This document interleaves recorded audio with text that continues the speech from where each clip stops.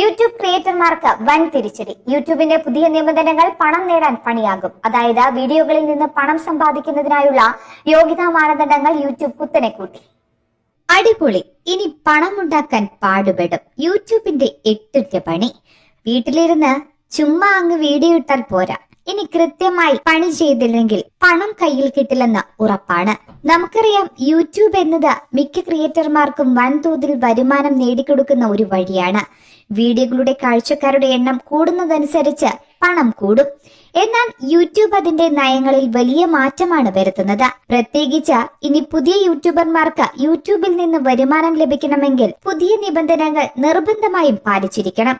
വീഡിയോകൾക്ക് ലഭിക്കുന്ന കാഴ്ചക്കാരുടെ എണ്ണത്തിൽ നിന്ന് വരുമാന നേട്ടമുണ്ടാക്കാൻ കഴിയുന്ന ക്രിയേറ്റർമാരുടെ എണ്ണം കുറയ്ക്കുക എന്ന ലക്ഷ്യത്തോടെയാണ് ഇത്തരത്തിൽ ഒരു മാറ്റം യൂട്യൂബ് കമ്പനി കൊണ്ടുവരുന്നത്.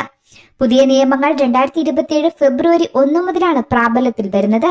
അതായത് പുതിയ നിയമങ്ങളിൽ പറയുന്നത്, അതായത് ഒരു ചാനലിന് കുറഞ്ഞത് 1000 സബ്സ്ക്രൈബർമാർ ഉണ്ടായിരിക്കണമെന്ന് നിർബന്ധമാണ്.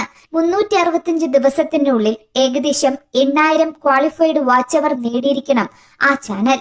2 കോടി ക്വാളിഫൈഡ് ഷോർട്സ് വ്യൂസ് 90 ദിവസത്തിനുള്ളിൽ നേടണം. മുൻപ് വരുമാനം ലഭിക്കുന്നതിനായി 4000 വാച്ച് അവർ അല്ലെങ്കിലും 10 മില്യൺ ഷോർട്സ് വ്യൂസ് മാത്രമായിരുന്നു ആവശ്യമായ മാനദണ്ഡം. പക്ഷേ ഇപ്പോൾ അത് ഇരട്ടിയാക്കിയിരിക്കുകയാണ്.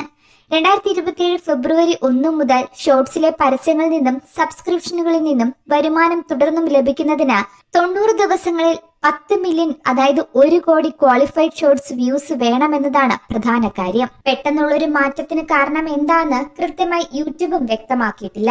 എന്തായാലും ഇത് വലിയ ചതിയായി പോയെന്ന് ക്രിയേറ്റർമാർ പറയും. Thank you for watching this video. If you enjoyed it, please hit the like button and the bell notification icon.